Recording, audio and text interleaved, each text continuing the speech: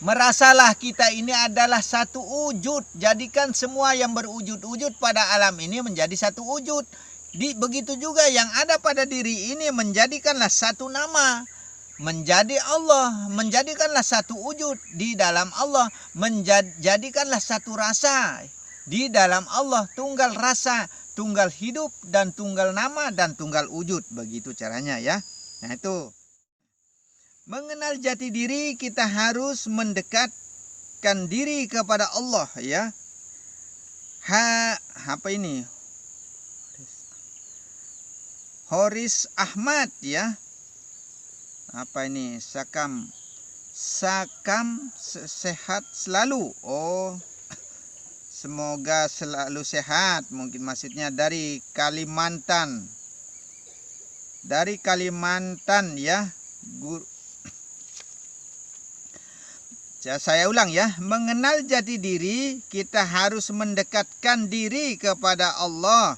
Haris Ahmad, Sakam sehat. Oh, semoga selalu sehat. Mungkin maksudnya sehat selalu dari Kalimantan. Guru, amin. Terima kasih banyak ya kami ucapkan ya. Yang telah mau komen di sini terutama ya. Itu. Kita akan tutup dulu komennya. Kita akan lanjutkan ke pengkajian kita ya, karena belum selesai pengkajian kita yang kemarin ya. Maka kita akan lanjutkan kelanjutannya, dalam artinya ya. Kelanjutnya, seandainya kita gabungkan ya, seandainya kita gabungkan nama Allah dan Muhammad ya. Seandainya kita gabungkan nama Allah dan Muhammad, menjadilah Allah Muhammad jadinya. Maka harus ada tanda titik dan koma, tanda pemberhentian. Maka jangan digabungkan sekaligus menjadi satu. Kalau kita gabungkan Allah dengan Muhammad, menjadilah Allah Muhammad jadinya. Jangan sampai terjadinya sama seperti kitab-kitab yang lain. Cara ucapnya begitu, tidak ada titik dan komanya. Nah, jika kita balik juga Muhammad Allah umpama ya, Muhammad jadinya Allah, jangan sampai seperti itu jadinya. Maka harus ada tanda pemberhentian ya sebenarnya. Nah, itu seperti ya Allah, ya Tuhan, ya Robbi. Nah, seperti itu kan ada tanda pemberhentian jadinya. Seperti itu. Allah ya Allah, Muhammad ya Muhammad, sendiri-sendiri. Jangan digabung menjadi satu, menjadi Allah Muhammad. Jangan seperti itu maksudnya. Kalau dibalik lagi, jangan sampai Muhammad Allah jadinya. Seperti itu kalau tidak ada titik dan koma atau tidak ada kata kutip, tanda kutip maksudnya ya. Nah, seperti itu. Maka ini yang perlu harus kita perhatikan ya. Jangan sampai terjadinya seperti di dalam kitab-kitab yang lain. Maksudnya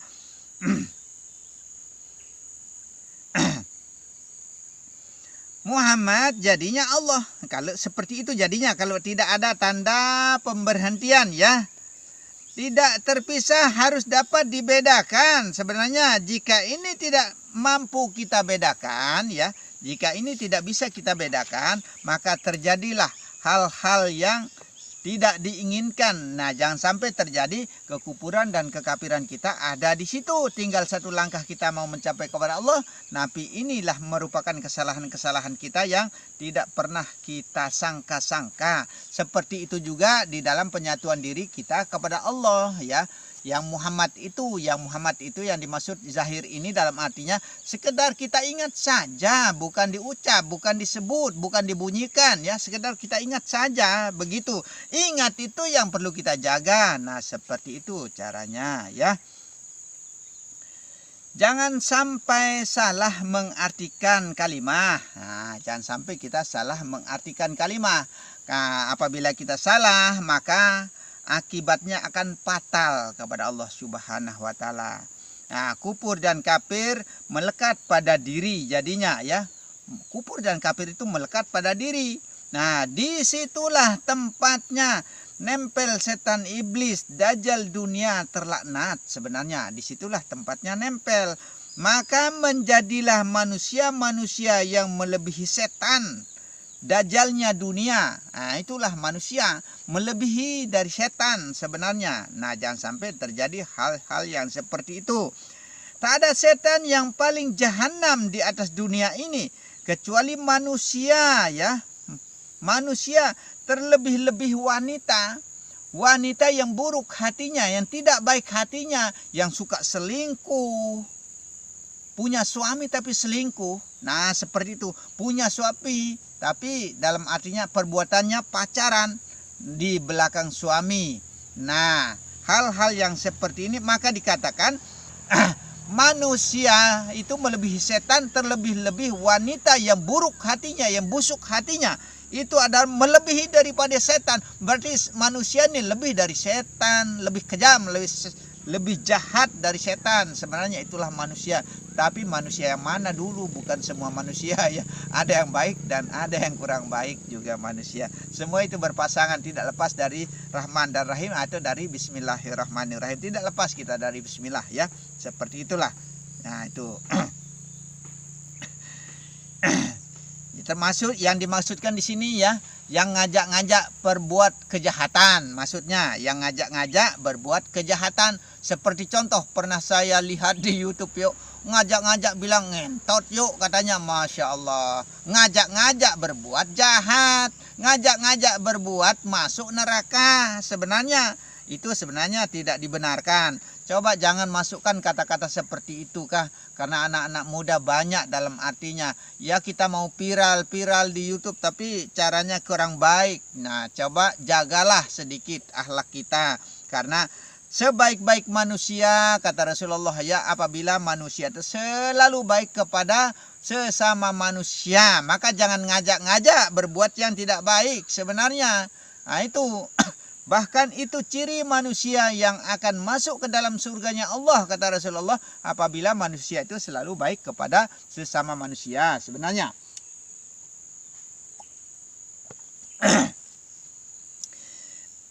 Isa ya, Isa itu Nabi Isa, maksudnya derajatnya kalamullah. Karena kalamnya ini yang selalu diperhatikan oleh Nabi Isa ya, sehingga dia kembalikan kepada Allah bahwa kalam ini adalah yang suara yang keluar dari lisannya Nabi Isa itu, maka kalamnya Allah. Dia ingat bahwa kalam itu adalah kalam Allah, maka menjadilah kalamullah pangkat derajatnya Isa. Begitu. Ibrahim ya, pangkatnya Halilullah. Kenapa pangkatnya Halilullah? Karena Ibrahim itu banyak anak cucunya, keturunannya menjadi nabi, sehingga pangkatnya Ibrahim itu adalah Halilullah. Jangan dirubah jadi Haleluya, jangan, Halilullah, bukan Haleluya ya. Seperti itu. Jangan dirubah seperti itu ya. Nah itu makanya Halilullah, baik-baik dengarnya ya. Jangan sampai salah dengar maksudnya. Nah ini, maka Ibrahim itu pangkat derajatnya adalah Halilullah karena banyak keturunannya menjadi nabi, menjadi rasul. Begitu. Nuh ya, Nuh pangkatnya roh Allah. Karena dia selalu mengingat rohnya ini adalah kepunyaan hak miliknya Allah. Nah itu, maka pangkat derajatnya Nuh itu adalah roh Allah. Nah itu. Nah Musa ya, Musa kalamullah. Nah pangkat derajatnya Musa itu kalamullah. Karena selalu dia perhatikan kalamnya ini adalah kalamnya Allah. Maka Nabi Musa pangkat derajatnya itu adalah kalamullah. Muhammad pangkat derajatnya ya rahasia rasa atau Rasulullah, rasa Allah. Karena Nabi Muhammad selalu memperhatikan rasa ya. Rasa yang ada di dalam dirinya ini adalah rasanya Allah. Allah yang merasakan, maka pangkat derajatnya ini adalah Rasulullah, rahasia Allah, rahasia rasa sebenarnya. Yaitu rasanya Allah, itulah yang disebut dengan Rasulullah, rahasia rasa. Rahasia rasanya Allah maksudnya ya. Kalau Syekh Siti Jenar ya, supaya dipahami namanya dalam kemakrifatan itu kita harus tahu semua, kita harus paham semua ya. Nah itulah arti mengenal, arti marifat. Arti marifat itu mengenal, maka segala sesuatu itu harus kita kenal, harus kita tahu ya. Kalau Syekh Siti Jenar ya, kalau Syekh Siti Jenar dia itu wihdatul wujud ya, karena asik masuk dengan sendirinya ke dalam kewujudan Allah yang ada pada batinnya. Nah itu Syekh Siti Jenar, karena dia asik masuk dengan sendirinya di dalam wujudnya Allah, tidak mau menghiraukan yang lain, tidak mau memperhatikan yang lain. Umat maksudnya ya, karena asiknya, saking asiknya masuk di dalam wujudnya Allah, dia itu ya, hanya itu yang ada di dalam batinnya. Nah itu cara Syekh Siti Jenar ya. Nah itu, maka dihalangi oleh para wali yang lain ya, dihalangi oleh para wali yang lain. Sampai jangan sampai maksudnya ya, dihalangi oleh para wali yang lain, jangan sampai mengajarkan wihdatul wujud ya, jangan sampai mengajarkan wihdatul wujud. Karena bikin bikin keliru umat, karena semasa itu ya umat ini masih baru masuk dalam, baru paham agama maksudnya ya, syariat saja belum paham. Contohnya waktu Sunan Gunung Jati ya, karena orang bunuh-bunuhan ya, membunuh, mentumbal-tumbalkan manusia supaya mendapatkan air karena kekeringan ya. Kenapa sampai kekeringan? Karena ulahnya kita, karena perbuatan kita. Akhirnya diberilah ujian oleh Allah Subhanahu wa taala, karena Allah itu menguji kepada manusia dengan berbagai macam cara. Caranya Allah menguji kepada manusia dengan sedikit kekurangan, kelaparan, sampai kekeringan dan lain sebagainya. Itu caranya Allah. Bahkan sampai banjir bandang, tsunami dan lain sebagainya. Itu berbagai macam caranya Allah menguji kepada manusia, sedikit kelaparan dan lain sebagainya. Maka disebut wala nabluwannakum bisya'im minal khawfi wal ju'in. Bermacam-macam caranya Allah menguji, sehingga Gunung Jati menunjukkan kelebihannya ya. Menunjukkan kelebihannya oleh Sunan Gunung Jati ya. Sunan Gunung Jati itu lahirnya di Mekah ya, tapi orang Jawa, tapi lahirnya di Mekah karena orang tuanya pergi haji kisahnya, dan dia besar di sana, dilahirkan di sana. Orang tuanya tinggal di Mekah ya. Setelah dia pintar dalam artinya mengenai keilmuan ini, dia pulang mencari keluarganya ya, yang menjadi adipati ya di tanah Jawa. Akhirnya dia sampai di tanah Jawa, ternyata ditemukan orang saling bunuh-bunuhan untuk bisa mendapatkan hujan karena tidak ada air ya, sehingga ditumbal-tumbalkan manusia. Maka disitulah Sunan Gunung Jati naik ke tebing, dia membongkar sebongkah batu, akhirnya mengalirlah air. Setelah mengalir air, nah disitulah umat ini percaya kepada Sunan Gunung Jati ya, bisa mengayomi, dalam artinya yang bisa melindungi, sehingga orang-orang atau masyarakat banyak percaya kepada Sunan Gunung Jati, maka menjadilah orang-orang yang muslim semua. Maka dikatakan ya, manusia-manusia saat itu baru masuk agama. Kalau dimasuki oleh Siti Jenar, dalam artinya bikin onar, bikin kacau saja, terlebih-lebih muridnya mengatakan yang tidak bisa dipahami oleh yang lain. Nah itu masalahnya. Kalau mau tahu permasalahannya Syekh Siti Jenar ya. Kenapa dikatakan bikin keliru ya? Karena semasa itu orang-orang baru paham agama. Intinya seperti itu. Maka syariat dulu harus mantap. Kalau mau mempelajari keilmuan, sifat 20 harus paham dulu. Begitu cara sembahnya badan, kini kata Rasulullah di dalam syariat itu. Maka pekerjaan syariat itu adalah cara sembahnya badan. Sebenarnya itu cukupkah sembah itu cuma dengan badan? Apakah cukup kita menyembah itu cuma dengan badan? Saya rasa tidak. Jika ada sembah secara badan, pasti ada sembah secara hati. Itulah zikir, tauhid ya. Jika ada sembah secara hati, pasti ada sembah secara nyawa. Jika ada sembah secara nyawa, ada sembah secara roh.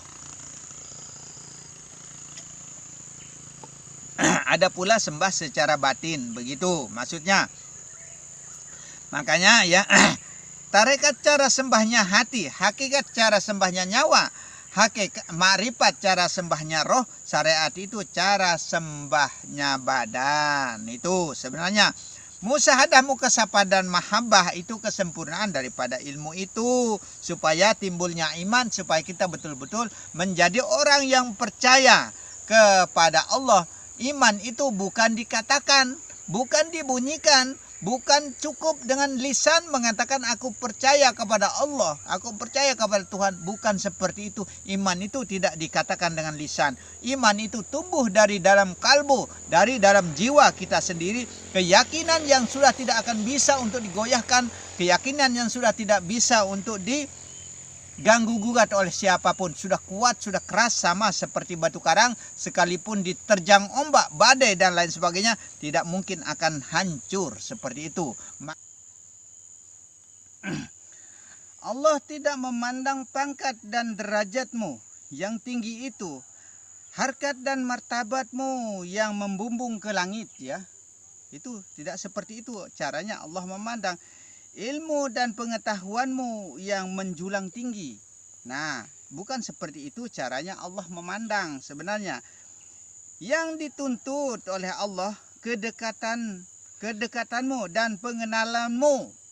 Itu yang dituntut, karena Allah sendiri selalu dekat, seperti mata hitam dan mata putihmu selalu satu sebenarnya. Itu yang kita sangat dituntut oleh Allah Subhanahu wa taala sebenarnya. Karena Allah sudah mendekatkan dirinya, tapi kita tidak pernah mau mendekat merapat kepada Allah Subhanahu wa taala. Sedangkan Rasulullah sallallahu alaihi wasallam selalu makrifat kepada Allah, selalu mengenal kepada Allah. Sebagai bukti nyata, Rasulullah sendiri mengatakan, aku orang yang paling dekat kepada Allah, aku orang yang paling kenal kepada Allah. Berarti Rasulullah sallallahu alaihi wasallam dialah orang yang paling makrifat kepada Allah, dialah orang yang paling dekat kepada Allah Subhanahu wa taala. Begitu maksudnya. Allah mengahadkan diri di dalam kuasa manusia, ya. Allah mengahadkan diri di dalam kuasanya manusia. Nah, itulah caranya Allah, saking dekatnya Allah kepada kita, tapi kita tidak pernah mau marifat kepada Allah, tidak pernah mau mendekat atau merapat kepada Allah. Allah mengahadkan diri, ya, di dalam kehendak manusia dan seterusnya, lain sebagainya. Maksudnya banyak bermacam caranya Allah mendekat atau merapat kepada kita sebenarnya maksudnya. Tetapi iblis tidak pernah gentar dengan semua itu. Tinggal satu langkah mau mencapai kepada Allah, disitulah ia mengambil celah. Nah, iblis, setan, dajjal, dunia terlaknat itu, ya, ambil kesempatan, ambil waktu di sana, ya. Maka tidak kurang-kurangnya manusia mengaku dirinya adalah Tuhan. Nah, ini tidak kurang-kurangnya manusia mengaku dirinya adalah Tuhan, mengaku dirinya paling benar, mengaku dirinya paling alim. Nah, itu mengaku dirinya paling sempurna, ya, mengaku dirinya paling sempurna, mengaku dirinya paling berpahala, ya, mengaku dirinya ahli surga, jauh sama neraka. Nah, itu mengucilkan orang lain, memojokkan orang lain, mengungkit-ungkit pribadi orang. Jangan kita seperti itu maksudnya. Kalau kita seperti itu berarti ini kita bersahabat dengan setan, meremehkan orang, ya.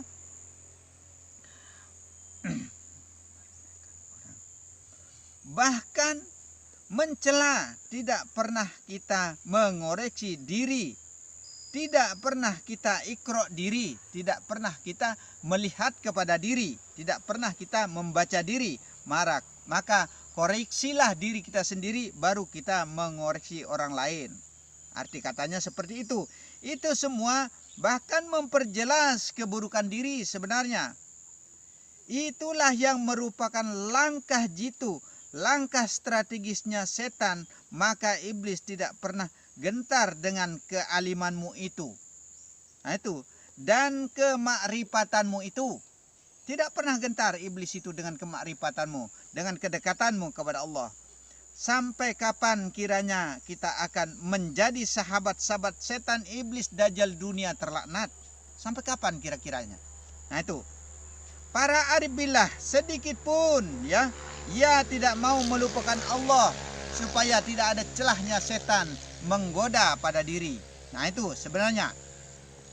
Maka selalu ingat kepada Allah ya. Selalu merasa dekat dengan Allah. Di dalam tidur, di dalam jaga. Bahkan semua sifat 20 diterapkan di dalam diri. Nah itu. Kuasa-kuasanya Allah, kehendak-kehendaknya Allah. Pengetahuan-pengetahuannya Allah. Sampai kalam pun kalamnya Allah. Seperti para nabi yang saya sebutkan tadi ya. Bisakah kiranya kita mengikuti jejak-jejak beliau? Mampukah kira-kira? Pahamlah ilmu. Kalau kita tidak paham ilmu tidak bisa. Kalau berniat, mari kita sama-sama menelaah keilmuan ini, yaitu samudra ma'rifatullah, ilmu yang dalam, ilmu yang luas ya, sama seperti samudra, lautan cinta kasih sayangnya Allah kepada kita. Itu saking luasnya ilmu ma'rifat, dalam artinya samudra ilmu ini. Itu intinya lahir batin lenyap kepada wujud atau rupa beserta rasa. Nah itu semuanya maksudnya ingat. Innallahu aliyul azim. Tidak ada daya dan upaya yang ada pada zahir dengan kekuatan Allah. Nah itu kekuatan Allah yang maha tinggi dan maha agung. Di mana tempat ketinggian dan keagungannya Allah? Di dalam rahasia diri, maka dikatakan al-insanu sirri wa ana sirruhu. Manusia itu merupakan rahasiaku dan aku sudah yang menjadi rahasianya di dalam diri manusia. Mana yang disebut dengan rahasia? Rasa. Sebenarnya itulah rahasiamu. Itulah rahasia rasa sebenarnya. Maka kalau kita sudah tahu rahasia rasa, menjadilah rasul-rasulnya Allah. Begitu rasa-rasanya Allah. Di mana tempat ketinggian Allah dan keagungan Allah? Pada diri yang merupakan ketinggian rahasianya, yaitu hidup, wujud dan rasa yang tidak pernah kita baka pada diri, yang tidak pernah kita baca pada diri, tidak pernah kita ikro pada diri, tidak pernah kita lihat pada diri. Nah itu, maka kita selalu memandang di kejauhan sana, tidak pernah kita memandang mampu dan bisa memandang yang terdekat yang ada pada diri kita. Jika mau sampai kepada Allah, tetapkan Allah pada diri. Ingat angka 10 ya. Ingat angka 10. 1 dengan 0 ya. Angka 10 itu 1 dengan 0. Maka hilangkanlah yang 0. Menjadilah tetap angka 1. Kosong jadinya ya. Kosongkan yang zahir, maksudnya tetapkan angka 1 pada hayatmu yang berkuasa pada zahir. Nah itu tetapkan angka 1 tunggal jadinya. Nah itu hilangkan 0. Yang zahir ini maksudnya dihilangkan. Itu yang disebut dengan mautu anta qabral maut. Maka kita harus matikan sebelum kita mati. Itulah cara pengembalian kepada Allah Subhanahu wa ta'ala. Ingat yang badan ini ya, buta, tuli dan bisu, tidak mampu, tidak bisa apa-apa, kecuali semua itu adalah illallah, kecuali semua itu adalah atas kehendak Allah. Maka saya katakan, bukan badan yang bergerak, bukan mata yang melihat, bukan mulut yang berkata-kata ya. Jika takut matamu sakit, buanglah matamu. Jika takut telingamu jika takut tanganmu terluka, maka buanglah tanganmu. Jika takut kakimu terantuk sebuah batu, maka buanglah kakimu. Itu wujud luar dan dalam, bahkan semua yang berwujud pada alam ini, tunggalkan menjadi satu wujud. Jika menjadi dua atau banyak wujud, maka belum sampai kemakrifatanmu ya, belum sampai, belum tembus kita kepada Allah maksudnya, atau belum tembus pandanganmu, kita belum bisa tembus pandang kepada Allah maksudnya. Jika kita belum bisa memandang Allah dari sekarang, di akhirat nanti lebih-lebih kita tidak akan bisa berjumpa dengan Allah. Ini perkataan para wali ya. Kita tidak bisa berjumpa dengan Allah jika kita tidak bisa memandang Allah dari sekarang.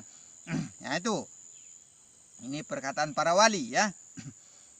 Maksudnya tidak bisa dekat kita kepada Allah. Kalau perkataan Rasulullah ya.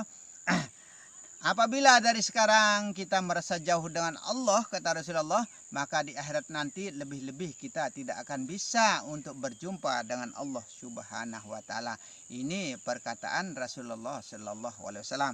Antara perkataan Rasulullah dan perkataan para wali lain kalimah, tapi maksud dan tujuannya itu adalah sama, dalam artinya mendekat, merapat kepada Allah Subhanahu wa taala. Itulah ma'rifatullah kepada Allah Subhanahu wa taala. Maka pelajarilah, pahamilah keilmuan ini, yaitu ilmu ma'rifat, ilmu yang merapat kepada Allah Subhanahu wa taala. Nah, namanya ini adalah ilmu samudra ma'rifatullah, samudra ilmu yang luas kepada Allah, begitu. Insyaallah ya. Dan alhamdulillah uraian demi uraian, kata demi kata yang dapat kami sampaikan ya. Jika ada kesalahan, kekeliruan atau yang selip kata dalam artinya karena ini kurang saya teliti betul dalam artinya ya. Ini karena buru-buru ya, buru-buru anak saya mau datang mengambil konten dan saya paksakan diri pembuatan sampai 3 jam satu kali ya. Nah, ini maka tidak sempat saya koreksi dan lain sebagainya, langsung saja dibawa. Maka sebelumnya saya mengatakan kepada seluruh netizen, apabila ada kata-kata yang kurang berkenan di hati, kami mohon maaf yang sebesar-besarnya ya. Saya akan betul-betul minta maaf kepada netizen, tapi cocokkan uraian kata, paskan saja di situ kalau seandainya terjadi kekeliruan maksudnya. Dan sebagai ucapan saya yang terakhir adalah akhirul kalam, wabillahi taufiq wal hidayah. Assalamualaikum warahmatullahi wabarakatuh. Alhamdulillahirabbil alamin ya. Kita